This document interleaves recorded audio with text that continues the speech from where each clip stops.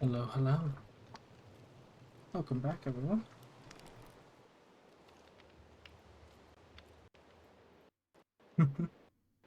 We have a lot of things to do today. So, we're gonna try to see if we can get to it all. We have a lot of things for us to do.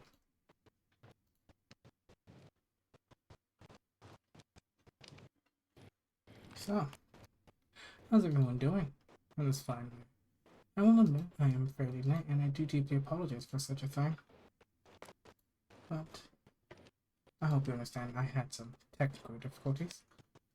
Some that have gone away now. And should not be an issue anymore in the future. Oh, hopefully at least.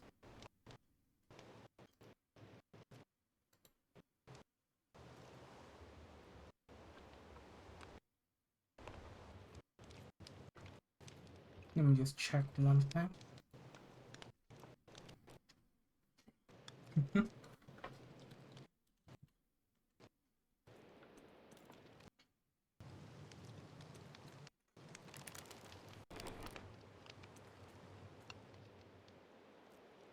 Does that work?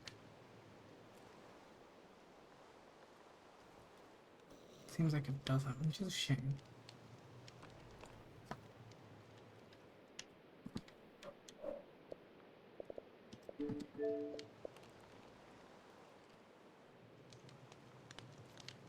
Ah, my chat and work. Oh, there it is. It's very quiet, it's very slow, but it's there.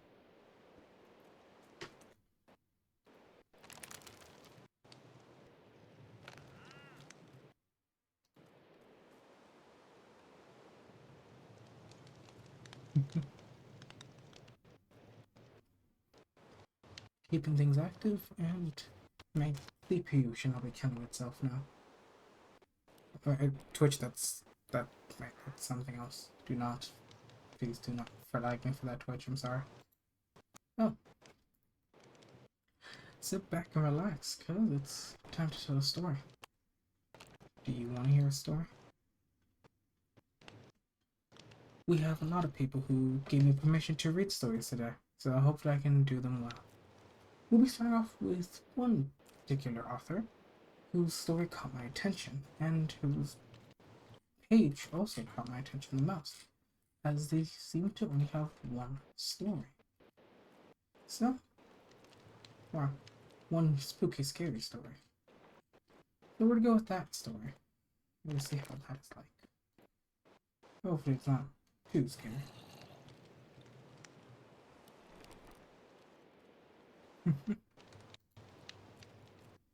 Ah, it is my anniversary, that's right.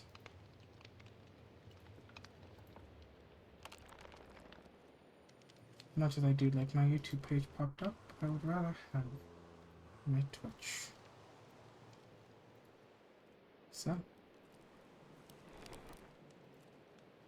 it's time to read a story. And have you heard this story? Posted on r/newsleep by Reddit user clean hyphen source hyphen 2598 the left building. I still remember it vividly. I was in my hometown, a small place where nothing exciting ever happens. People were simple but tough. There was a sense of community. Everyone knew everyone. Some were kind, many weren't. In serious situations, they had your back. Otherwise, there was always a tension, too thick to me. Sometimes there were rumors, weird family haunted woods where people were said to hang themselves. Buildings you weren't supposed to live in. I'm not gonna lie. I knew those were just some stories meant to scare kids, but for a moment, they made life more exciting. Back then, it felt like the little town was the entire world. People around me weren't interested in the big picture. No big questions, no big dreams. Maybe that's why I always felt like an alien. Life was small, just what lay in front of you. I was around 12 or 13, living in a decaying communist era neighborhood. Near where I lived stood a tall building. I didn't know why the energy around it always felt off until I heard some stories. It had been built long ago on swampy ground with serious infrastructure problems. It wasn't even straight, or maybe it had been once. Over time, it tilted slightly to the left, and everyone in the town knew. Few people still lived there. Definitely not on the top two floors, 12 apartments stood empty. I always asked, why? Why does no one live there? When I looked up, I saw blackened marks, traces of fire, like the building was crying. The story was that many had died, children too, as kids were hung around the building. My first kiss happened in it with a boy I liked at the time, wherever he is now. I'm sure he grew up to be a player. The signs were there from the beginning, but this isn't a love story. No, this is about that building. What lives in it. We wonder we would wander in its empty corridors, 13 floors of peeling paint and darkened hallways. Every time I stepped inside, an unexplained fear crept over me, a stillness that made me freeze. I brushed it off. My friends felt it too. The elevator was a gamble. Sometimes it would work, many times it didn't. And when it did, you risked getting stuck. It was a compromise. You had to make it if you were too tired to use the stairs. We'd played hide and seek. The top floors were forbidden, but somehow the forbidden always pulled me in. We'd start around 8 or 9 in the evening. One kid would stay on the first floor, the source, counting for 3 minutes, while the rest of us would run and hide. I always, I was always good at it, usually among the last to be found. I remember the giggles and screams echoing through the halls as the seeker hunted us down, the frantic rush to make it back to the source. But one night, something pulled me higher than I'd ever gone. I passed the seventh floor, where I found a friend hiding behind old furniture. Too obvious, I laughed and kept climbing. I reached the 13th floor. It was apocalyptic.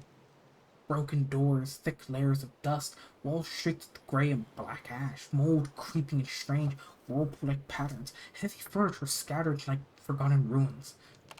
I sat for a moment and finally understood what happened here. I felt it in my bones, the despair of the souls who once inhabited this place. A quiet rage, a helpless settle in my chest. For the first time, I truly understood what it meant to die with no escape. I whispered, sorry, sorry, over and over. Tears ran down my cheeks as I prayed for them, though I had never been one to pray, and then I felt it. Two hands on my shoulder, grabbing me from behind. I jumped, thinking I'd been bound, but when I turned around, there was no one. Everything went hazy, like a bad dream you can't wake up from. My legs weakened, my heart pounding in my ears. My breath came short. I tried to scream, but only a dry whisper came out. And I heard it. A dark, steady male voice. Forward, forward. I felt an unnatural force push me towards the balcony. The railing was gone. Only concrete remained between me and the fall. I realized quickly, it wanted me to jump. I whispered, trembling, backwards, backwards, forward, forward. The entity repeated. Suddenly, a massive cabinet beside me tilted and crashed to the floor, blocking the path forward to the balcony. In the rising dust, I saw faint, clean traces of tiny children's palms. I finally could scream a deep, raw, uncontrollable sound from somewhere inside of me and ran, taking the, taking the stairs 4 or 5 at a time, not daring to look back.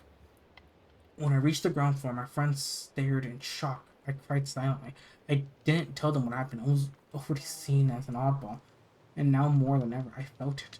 I never returned to that building. I never spoke about that night, but even now, over a decade later, I still dream of it. Nothing scary happens in the dreams. I'm just near it, living my life, doing normal things. I don't know what happened that night. I'm not sure I want to. But something, when I'm brushing my teeth, I look in the mirror and the background behind me tilts slightly to the left.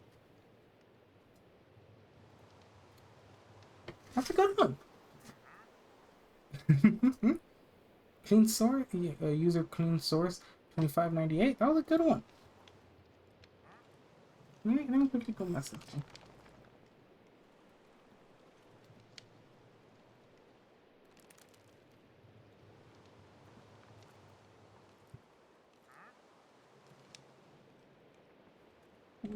Let me just say what I'm typing. Just ready to start. I like it. Keep it up. Well, a good one. I like it. Never thought I would read one about a certain building floating to the left, but yeah, here we are. And, oh yes, I did say I was gonna put the link to this, didn't I? That is true. Share. No. Share. There we go. Copy link. If you wish to read along and read the story on your own time. There you go. The link will be in the chat. It will take some time for it to appear on the screen, but when it does, it will. Now, we have another author who gave me permission to read their stories. But let me just double check. Let me see. How do I need to credit them?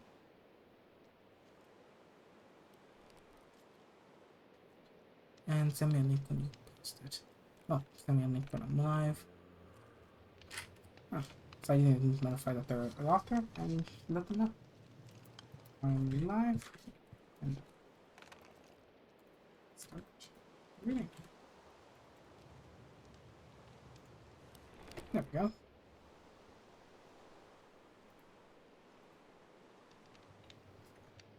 Very well. How's my CPU? Seems fine. It's good. Now, then, the next person who gave me permission to read, we have user Dover Hawk. You want to hear a scary story? Let's go down to the... This author has quite a lot of stories, so we have quite a bit. They usually come out in parts, so we have a long storyline to go with.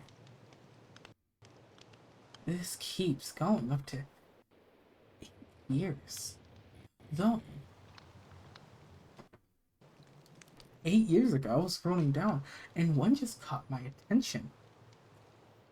Emergency eclipse instructions. Short story. That one just caught my attention. I was scrolling down to see if I could find their first officially long story. But, well, this is so much more interesting. I'm intrigued now. I can't look away. Let's start with the short one. Oh, Nick. That is right.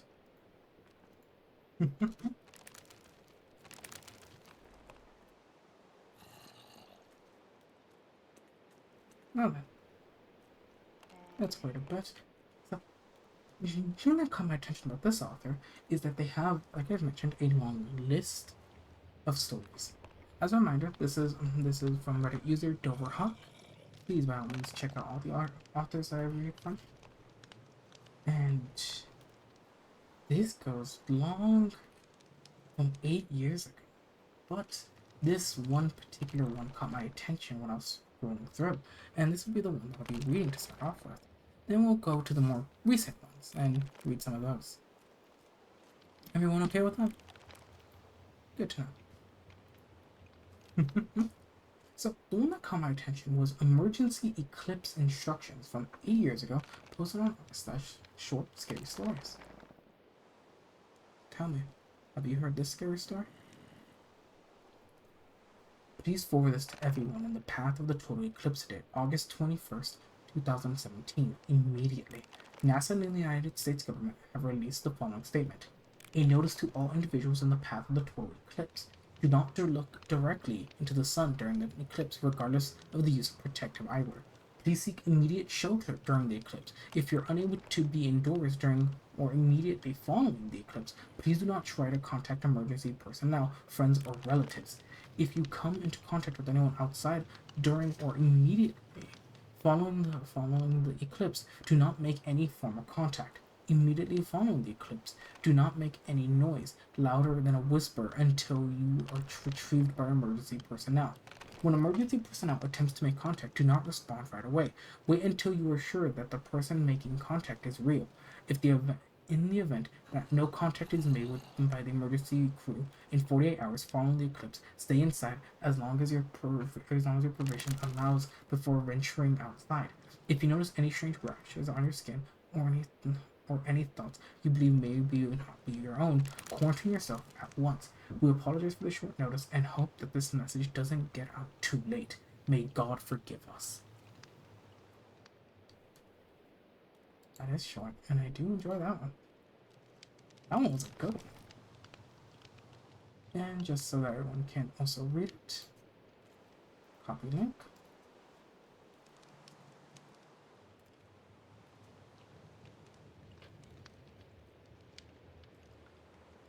There we go. That one is interesting. Oh, Reddit, now is not the time for my achievements. Please and thank you. Thank you, Reddit. Now then. Let us go back up to the more recent ones, as something did catch my attention. Oh, this one doesn't have a... Oh, so it's archived. Fascinating. No, luckily this author put posters on many different ones, so we can always just use a drop down from a different site. Here we are. Here we have from r/creepypasta. Have you heard the story? A letter from the previous home. I just closed on a house this morning. After years of saving and planning, my wife and I were finally able to get the money together for the down payment and closing rates that come with buying a house. Before I jump into my explanation on what happened to prompt me to write this, I want to make this clear that nothing at all seemed out of the ordinary with the purchase of this house. The price was decent, but not surprising by any means. The inspection passed with only a few requirements for the seller to put a fresh coat of paint on the shed in the back and have the water heater replaced and a few other minor things. While my wife and I were moving boxes on the first day, I happened to open the mailbox. I'm not sure why I did. For anyone who's ever owned a house, you may understand the strange compulsion to open all the doors and explore all the nooks and crannies. I opened the mailbox. Inside my new mailbox was a letter, addressed to me specifically. No postage or return address. I've transcribed it below. I cannot begin to tell you how sorry I am for what you are about to read. If you're a family man, which I believe you are, I trust that you understand the gravity of my situation after reading this letter. I did what I needed to do in order to protect my family, even if that meant condemning another. If what I've been told is true, just you and your wife moving in, no children of which to speak of, which is the only solace I have in sending you this house. There are certain things you must know about this house, many in which I cannot write even now, but what I can tell you is that if you do exactly what I've laid out below, there shouldn't be anything to worry about. 1. Do not allow children on your property. I cannot stress this enough. No trick-or-treaters, no Christmas carols, no babysitting. Always leave one light on in the basement. If you misplace anything, do not look for it. Always set an extra place at the dinner table. If you have pets, especially dogs or cats, make sure to lock them up in a secure cage at night and when you are away. Make sure you are in bed between the hours of 3 and 4 a.m. with the bedroom door closed. Again, I am terribly sorry, and I hope that you follow these directions to the letter.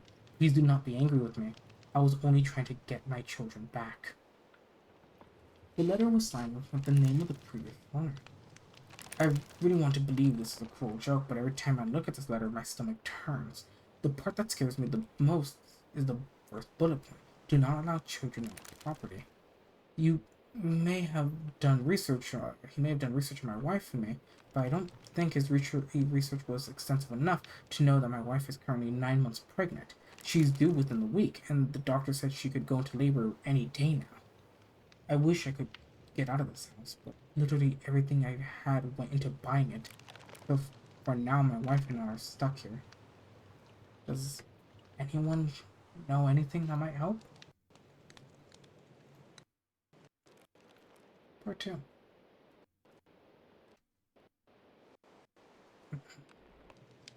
I contacted my retailer to see what sort of laws there were to help us with this situation.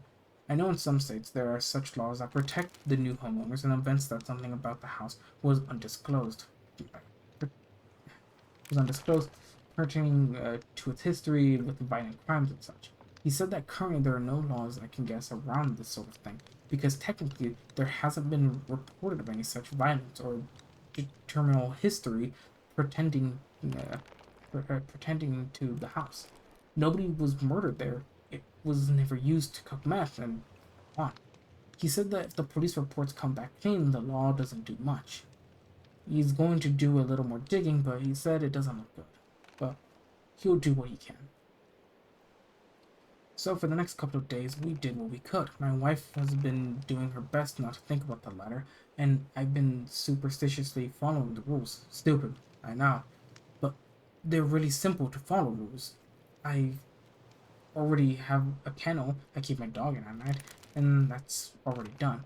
I just leave a closet light in the basement, so that's another thing off the list. As far as the rest of it goes, I've been keeping a place at the table set that we just don't touch, and I'm always in bed at midnight at the latest, so no trouble there either. For those of you who ever moved in your adult life, I'm sure you'll understand completely when I say that it's absolutely exhausting.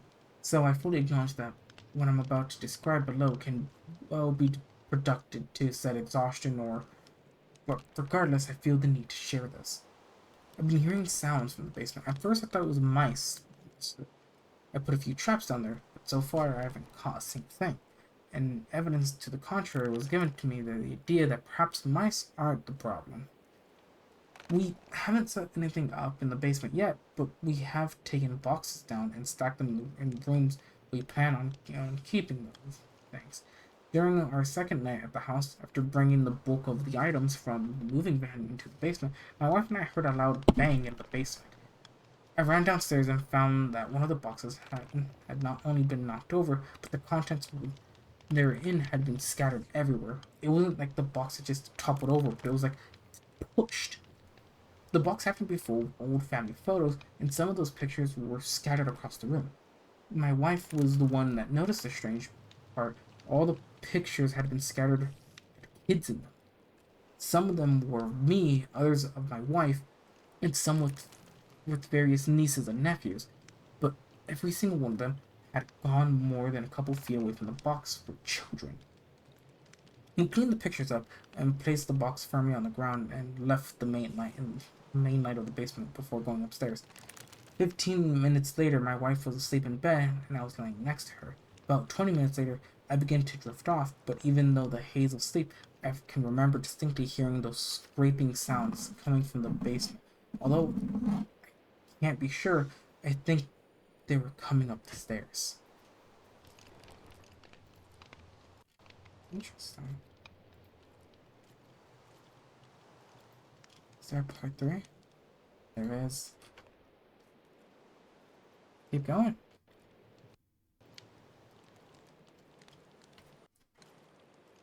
Hey, everyone. Sorry it's been so long since my last post. My wife recently had her baby. A few days past the due date, and life has been a whirlwind. Even though things have been vastly different at home, I've managed to maintain the rules laid out by the previous homeowner.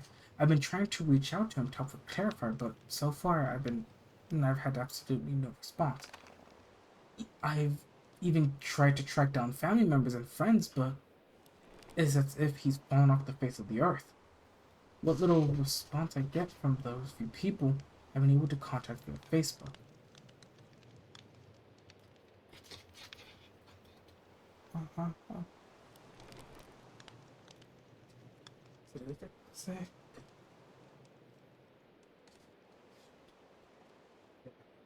Uh-huh. So when my father just walked into my room. He didn't even knock. Just walked in. Good thing I read scary stories at this time of the hour. Where was I? Like he's fallen off the face of the earth. What little response I get from those people who I've been able to contact through Facebook has also been less than satisfactory. Nobody's seen or heard from him since he's moved. Nobody I talked to even knows where he moved to. He just vanished. During the days of my wife's release from the hospital, I hadn't noticed anything strange or unexpected. In fact, I would go as far to say that since that night in the basement, nothing out of the ordinary had happened at all. I was honestly beginning to wonder if the letter was just some sort of prank. On the third night home, I woke up to the sounds of my son crying in the basement. Or in the bassinet, my apologies. As always, I looked up to check the time on the clock. I read exactly midnight. I got up and went to the fridge for a bottle of formula, warmed it up, and returned to my bedroom. My wife was awake by that point, but I told her to go back to sleep. I could feed the kid. Just as I finished up, I happened to look at the alarm clock again. The time was still midnight. I went to my phone and clicked on the screen to see the time. It was exactly 3:45 a.m. My blood turned to ice as I recalled the rule about being in bed between 3 and 4 a.m. I'd already broken one rule when we brought my son home, but now there were two. As I thought about it, I remembered looking at the microwave clock as well. It also read midnight. I came to the conclusion that the power must have gone out, which drew me into the realization that the light in the basement must have been out for at least a moment or two as well. Apologies. Let me quickly turn off all notifications. My sincere apology. I am very sorry. Uh,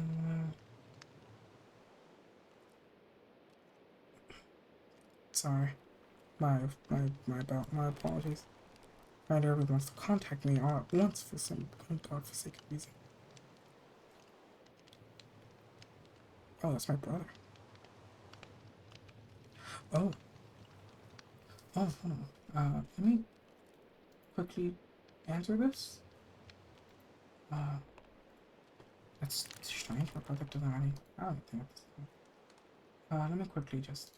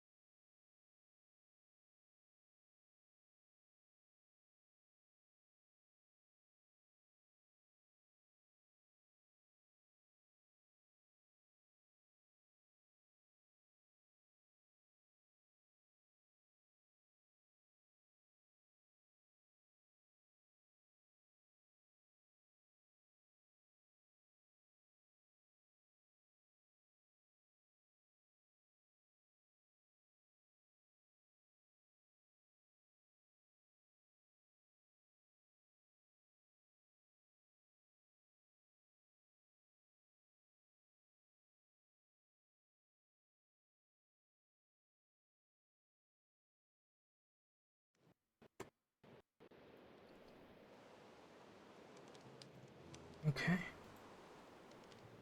I'm back.